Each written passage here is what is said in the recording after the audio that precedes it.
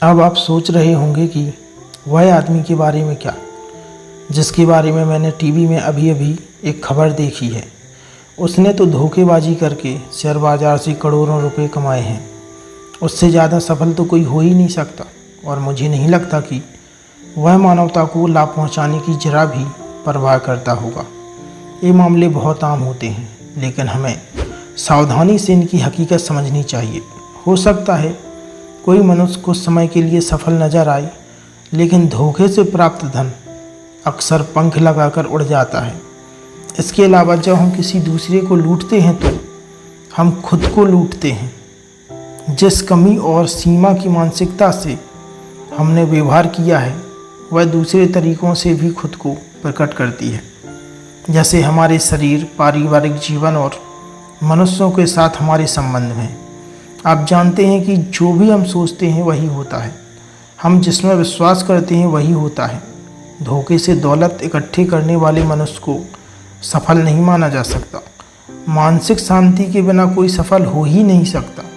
किसी मनुष्य की दौलत का क्या फ़ायदा जब वह रात को सो ही नहीं सकता, बीमार है या उसमें कोई अवरोध है। मुझे एक बार लंदन में एक अपराधी से मिलना पड़ा। उसने अपने कारनामे बताए कि उसने बहुत सारी दौलत इकट्ठी कर ली थी। वह लंदन के बाहरी इलाके में अपने मकान में रहता था। गर्मियों में वह फ्रांस के घर में विलासिता का जीवन गुजारा करता था। विलासिता से लेकिन आराम से नहीं।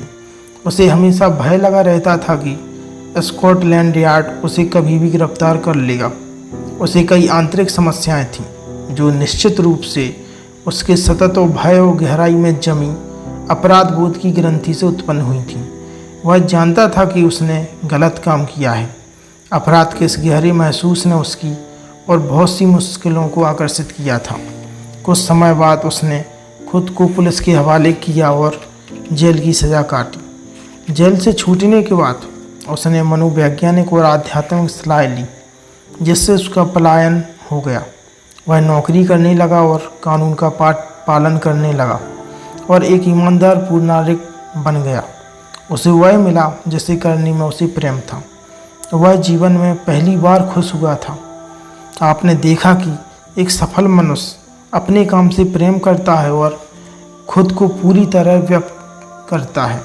सफलता सिर्फ दौलत इकट्ठी करना नहीं होता, यह तो इससे ऊंचे आदर्श पर निर्भर करती है। सफल मनुष्य वह है जिसने गहराई, मनोवैज्ञानिक और आध्यात्मिक समझ प्राप्त कर ली। आज के कई महान बिजनेसमैन सफलता के लिए अपने अवचेतन मन के सही उपयोग पर बल देते हैं। वे किसी आगामी प्रोजेक्ट को इस तरह देखते हैं जैसे वह पहले ही पूरा कर चुके हों।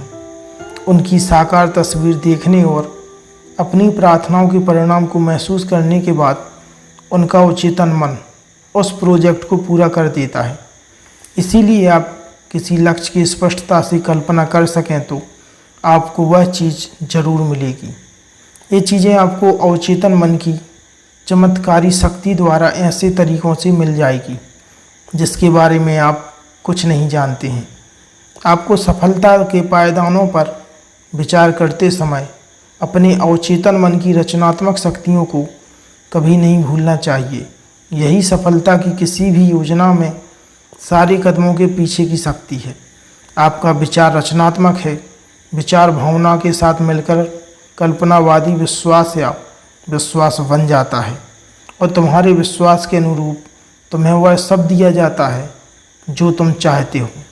तो दोस्तों, इस वीडियो से आपने क्या सीखा, कमेंट बॉक्स में अपने विचार जरूर दें। मिलते हैं एक अगली वीडियो में।